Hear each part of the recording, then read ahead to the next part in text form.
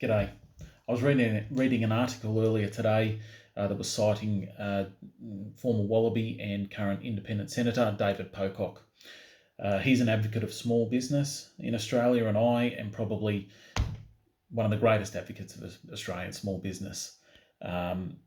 He was talking about government contracts and how they are by default often going to large multinational organisations who will then subcontract that work out to Australian small business. And he was suggesting that perhaps we need to go directly to those small businesses. I couldn't agree more. I think there are several factors that make this a better way to go.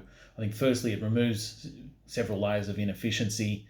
When you are dealing with an Australian small business, you know that they care. They care about the product they're producing. They care about the customer. They care about their staff.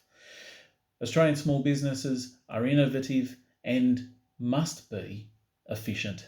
Otherwise, there is no survival in small business with inefficiency. And the other thing as well is you are far more likely to deal with the ultimate decision maker, and that's a very important thing.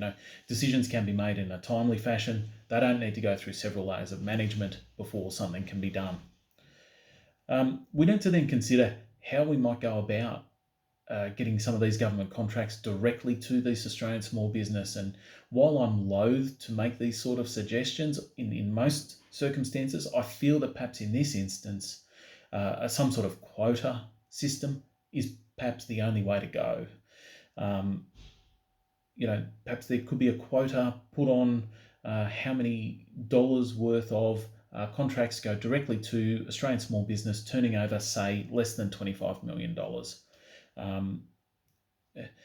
In order to do this, though, we must remove some of the red tape involved. This is often a stumbling block for small business, and it is an inhibitor of small business doing business with governments and large organisations. While those small businesses might have verbal and practices from a very practical perspective that mean that all relevant requirements are adhered to, maybe that small business hasn't put in place in writing a safe work method statement for every single aspect of their business.